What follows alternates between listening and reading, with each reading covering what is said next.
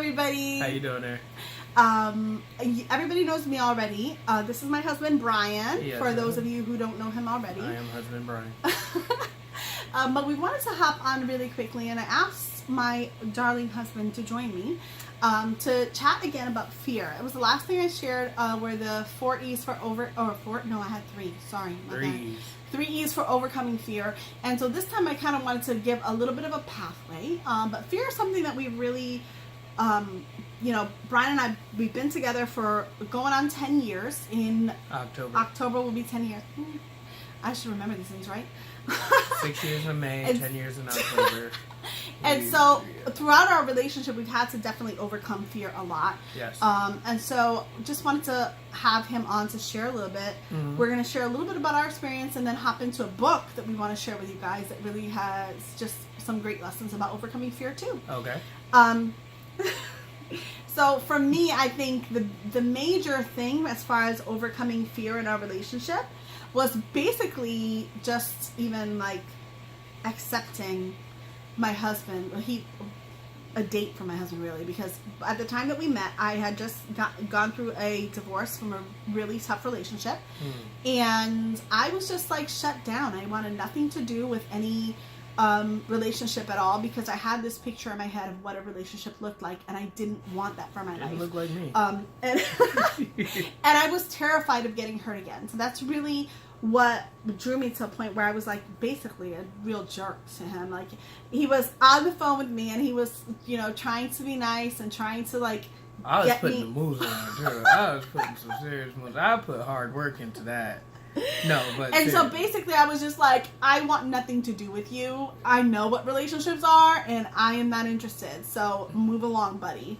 Yeah. And here we are 10 years later. Well, here we are 10 years later. So, I overcame all that. I overcame all that. I thought the point was that I overcame it, right? No? You overcame your fear. I overcame you. No. Okay. But no, seriously. 10 years and a kid later. 10 years, kid later. 6 years married. And if you could just share really quickly, just maybe one of the times in our relationship too that you've overcome fear, or one of the fears you've overcome. Biggest thing again, just accepting. But biggest thing for me was when she takes me out of my boundaries. She is queen of spontaneity, and everything is done on a whim, like done on a fly. I'm a very planned out guy for the most part. I like things to at least have some sort of direction before we just start getting into it. And even to this day, we have that. She's just like, bam, we're doing this, and I'm like, okay, But I remember our first trip we took. And again, our first major trip. Our first major trip was to Virginia, and everything was just happening so fast for me, and I was like way out of my element. So she was just like, "We're going," and I had to swallow all that fear in the matter of like what? Oh, maybe I think I told you on Monday and we left on Friday or something like that. Yeah. I was like, "Guess what? Happy birthday, we're going to Virginia." Yep, and he's like, "When?" I said, "On Friday." Yep. So it was just like that. So we was off. Mind you, I was used to taking like one steady trip, either driving, plane, or whatever. She had me walking through a place to get to a train, to get to a bus, to get to this, to get to that. We was all over the place, and I was like, it was just so uncomfortable. But the point is that it made me well aware of who I was with, and it also made me better prepared for even the unknown, even things. I think more accepting of those things. Yeah, right? Just like that. Okay, some things happen, and you don't always know what's going to happen. I learned to keep on the line, and I learned to make sure we had enough money for it. So, But the point being is that we. At this point in our relationship, we have learned a lot from each other. We have learned how to deal with things and how to deal with our fears.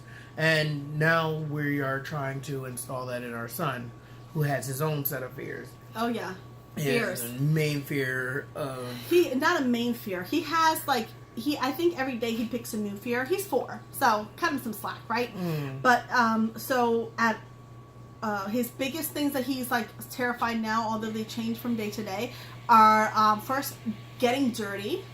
So like if he drops food on his shirt or something while he's eating, like the whole world must stop because everything has to be cleaned right now because he but can't. Even that he's now gotten over. Yeah, he's getting over that one. He won't. He'll be like, okay, now I'm cool. I can just go wash myself afterward. But now he's washing his hands like 4 or 5 times between. So we're working on that anyway. We're working on it. Yeah. Still working on that one. But then also another one is the stuffed animals. Like he's not stuffed animals stuffed that animals. sing. No, it's toys that any that toy that function moves or makes noise. It's basically any toy that functions not the way it's supposed to function. He was like okay with these things until he was like 1.5. Like he likes remote control cars because he knows cars go back, forth, lights turn on, this, that, and the other. The thing is that he doesn't like things that move. Stuffed animals makes noise or moves. Animatronics. Nah. I kid you not. He ran through Target because something moved. Something moved and sung. Yep, it sang and moved, and it was like watching Home Alone where he just was like ah! and took off. It was something. It really was. Had to go catch him. He was halfway down the thing. But anyway, so back to the point. Fear. Overcoming fear. Definitely something. I think what I think for us, right, is that the reason why we're trying to deal with those things now instead of waiting and just saying, oh, it's okay, he'll grow out of it, is because we don't want him to face the same, that overwhelming sensation that you have when you're afraid as an adult. We want him to learn some tools now to deal with fear as an adult. And they're the same kind of tools. Of course, it's on a different level when you're sharing with a child, but it's the same kind of tools that we talked about the other day that I shared with you guys. Today we are going with the letter A because, again, when you use the same letter, sometimes things stick in your head better. So before I gave you some tips for overcoming fear. Now what I want to do is kind of just give you like a pathway. But in order to do that, I want to share from this amazing book. Everybody loves motivational and personal development books. Are you right? Yes. Right. Okay. Yes. So I've got one for you that has no chapters. It's a quick read. As a matter of fact, it's such a quick read that we're going to read it right now with you. And I'll be reading this. Here we go. All right. So the book today is called Scaredy Squirrel. Yes, exactly what we're reading right now. That's right. Personal Development 101 right here. Start them early. This is as basic as it can get. So we are going to read this today. So we'll get right into this. We're just going to start. I know you're already laughing, but give it a chance. Trust me, there's some good stuff in here. This is called Scaredy Squirrel by Melanie Watt. Okay? So, and it reads. It even has a warning. No. We're going to skip the warning. We'll let people get past that, okay? I think the warning is funny, though. Scaredy Squirrel. Scaredy Squirrel never leaves his nut tree. I'll be your page turner. It's okay. Okay. He'd rather stay in his safe and familiar tree and risk venturing out into the unknown. The unknown can be a scary place for a squirrel. A few things Scaredy Squirrel is afraid of. He's afraid of green Martian, killer bees, tarantulas, poison ivy, germs, and sharks. Okay. Let's go. So he's perfectly happy staying right in his tree. Okay. I'm going to skip a page after this one, but go ahead. Advantages of never leaving the tree. He has a great view, plenty of nuts, safe place, and there's no tarantulas, poison ivy, Martians, killer bees, germs, or sharks. Disadvantages to never leaving the tree.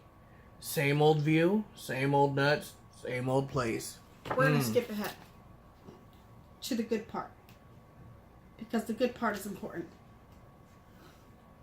Okay, I'm going to read the next page, actually, because I realized there's something important there. In Scaredy Squirrel's nut tree, every day is the same. Everything is predictable. All is under control. So it's got his routine here, which we will just breeze through quickly. So basically he wakes up, he eats a nut. He looks at the view. He eats another nut. Looks at the view again. Eats another nut. Look at view, and then go to sleep. That's his whole life. And there's all in time schedule, so. Okay, let's go. But let's say, for example, that something unexpected did happen. You can rest assured this squirrel is prepared. So it goes on to share all the things that are in his safety kit. Which is a hard hat, antibacterial soap, calamine lotion, parachute, bug spray, mask and rubber gloves, a net, Band-Aid, and sardines. Kind of sounds like your pocketbook. That might be my pocketbook, to be honest with you. Minus sardines. I hate sardines. So then we go through an exit plan. I'm just going to read the exit plan real quick. So exit 1, which is up here. Exit 1, note to self, watch out for green Martians and killer bees. Exit 2, note to self, do not land in river. If unavoidable, use sardines to distract the sharks. Exit 3, look out for poison ivy and tarantulas roaming the ground. Exit 4, note to self, keep in mind that germs are everywhere. We're moving on. Mm-hmm. Okay, so everything's fine. He has his kit in hand until one day at 9:37 a.m. on a Thursday. He saw a killer bee. Yes. As he thought it was a killer bee. Go ahead. Killer bee appears. Ah! Scaredy Squirrel jumps back, knocking his emergency kit out of the tree. This was not part of the plan, people. Indeed, it's never part of the plan. Okay, so here we go. Scaredy Squirrel jumps to catch his kit. He quickly realizes that, or regrets this idea, because the parachute is in the kit. But then something incredible happens. Bam! He starts to glide. Scaredy Squirrel is no ordinary squirrel. He's a flying squirrel. Yeah, that's pretty serious, right? So we're going to hop over. I don't want to stay here for a long time. Yeah. Because we've taken... But pretty much... Anyway, so he plays dead until he realizes the coast is clear. Then he goes back home and he has a new and improved schedule, which includes... Now it includes waking up, eating a nut, looking at view, and at 9:37 he jumps into the unknown.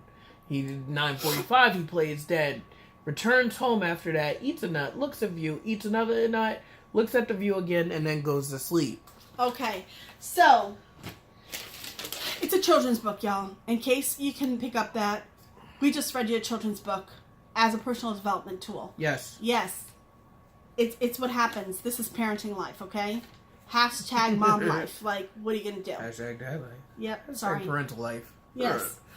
But so I took some notes and I just want to point out a couple of things here from the book that are important that can help you overcome fear, because that's the goal here, is finding a pathway to overcoming fear. So before we talk about a couple of things that can help you, like tools that you can put in your tool basket to come back to, or your toolbox, right? Okay. Or your emergency kit, whatever you want to call it. I don't use tools a lot, as you can see. But so just some things that you can use in order to overcome. And now I just want to give you a pathway, and that's really what this is about. So your first thing here, I'm going to say this, is acknowledge your fears. Mm-hmm. Your fear is silly. My fear is real. How often do we feel like that, right? So sometimes there's no such thing as an irrational fear when we're talking about our own fears. And that's the thing. Sometimes we're like, I don't want to say it out loud because I think it might sound silly if I say this fear out loud, right? But nothing is irrational. Look, how ridiculous did that squirrel look to me, right? As I read it to my son, he laughs. Every time we read this book, he like cracks up because it's like, why is he afraid of these silly things? But guess what? What might be silly for you or me, like for me, because I'm a spontaneous person, it seems silly that my husband was not comfortable with just getting up and going somewhere. Mm-hmm. For him, since he has had different life experience, it maybe seem silly that I was just not willing to just like give him a chance in the beginning of our relationship. Mm-hmm. But there's no such fear as an irrational fear, and never, ever, ever think that you have to just jump over it and just not talk about it because someone's going to think that your fear is irrational.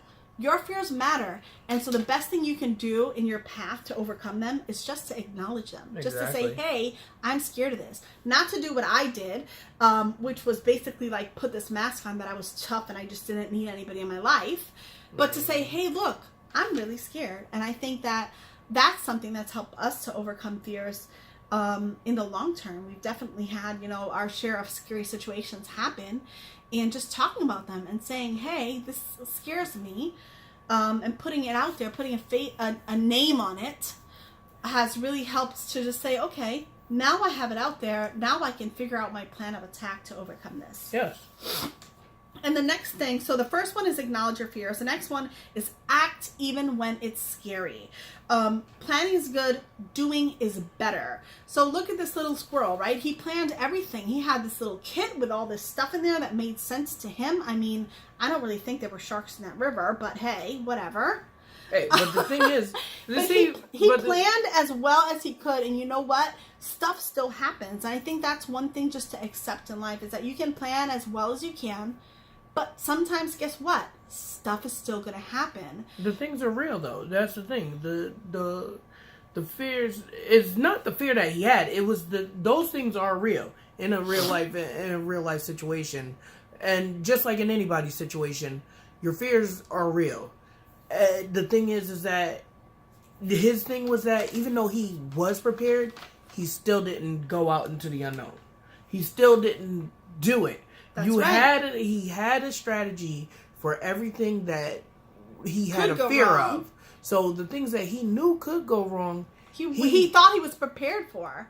He was But prepared he just didn't leave. He just didn't take that step. And sometimes that's the biggest part is like we can prepare all day long. But again, planning is good, but doing is better. Yes. You just have to take the leap sometimes. Exactly. And then the last one here I've got here is adjust your life accordingly.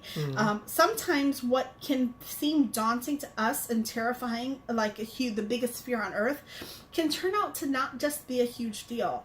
It doesn't change as many things as we thought it does. Change doesn't always have to be big to be good. So this fear was like overwhelming for this tiny little squirrel. Like, oh my God, if I leave this tree, my world is going to end. Yep. But then what really happened? Once he went out and did what we said, he acted even though it was scary, even though it was by accident, right? But still, he learned something about himself. He learned that he was a flying squirrel, which he never would have learned if he didn't do that. And then the adjustments he made to his life thereafter were not huge adjustments. He just went out of the tree once a day. And sometimes we feel like if I take this one step, everything in my world is going to change and I will never have control of my life ever again. Yeah. And sometimes, guess what? It's not that big of a deal. For me, it was starting chemotherapy last year. It was definitely scary. It was something we talked about, and I remember talking to my husband, and I was just like, oh my God, this is terrifying. I don't want to do it. And I fought, what was it, like 4 months that I argued with the doctor? And 4 just months. getting worse. I was getting sicker and sicker and sicker. And guess what? I started treatment. It took a while to get used to it, I won't say that, but I go once every 7 weeks. Once every 7 weeks. And for the most part, aside from times that I have my struggles, which is just, part of the deal, I'm good, and not much of my life has changed. No. I'm still able to care for my son. I'm still able to enjoy time with my husband. I'm still able to, and that was a fear that literally 4 months I was going through physical hell because I was scared of that. Mm-hmm. And I think that we just imagine, we build these things up like if I go on this trip that I'm terrified to go on, what if something horrible happens to me when I'm away? Exactly. What if this? And we just build this up into this big thing, but when you actually do it, you realize that it's not that big of a deal. So that's really the pathway I wanted to give you. First, acknowledge your fears. Say it out loud. Don't be bound by it. Don't pretend it's not there. Say it. When you say it, you give it. It's real. Yeah. It's real. It makes it real in that way it can be dealt with. Exactly. An acknowledgement. Your first step is always to admit that it's there. Second is to act even when it's scary. Now I've said it out loud. Now sometimes it feels even scarier to do it. But you know what? I'm going to jump out of that tree anyway, and maybe I'll find out I'm a flying squirrel too.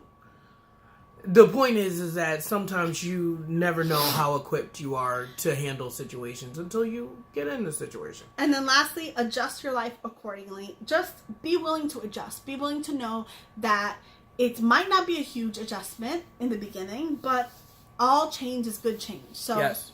Take the jump, take the leap, go ahead. We're about to take a big leap in our lives, which is going to be to move out of state and not just from Connecticut to New Jersey. We're gone way down south. Yes. And we're definitely not the first people to do it in our family or the first people to make a leap like that, but we're excited, and it's definitely something that has been a scary thought for us for a while, but we're excited to take the leap. And so as we go ahead and start planning to take that leap, we want to invite you to take a leap too. Maybe you're not going to move out of state. Maybe for you, it's just going to be changing. Start small wherever Maybe you for are. You, it's going to be changing Start something small. in your We're a routine. little bit of pros at this now. No, not really. No. But the point is that don't think you have to go and become a superhero. You just take one step at a time. Start with what you have and where you are. Yep. And you'll be surprised what happens. Start with the little things and work your way up. That's all. All right, guys, thank you so much. We've taken 20 minutes of your time, and we are so grateful you stuck around. For all of it. I know. So thank you. Yep, we love you, though. We love you guys. I appreciate it. God bless. Love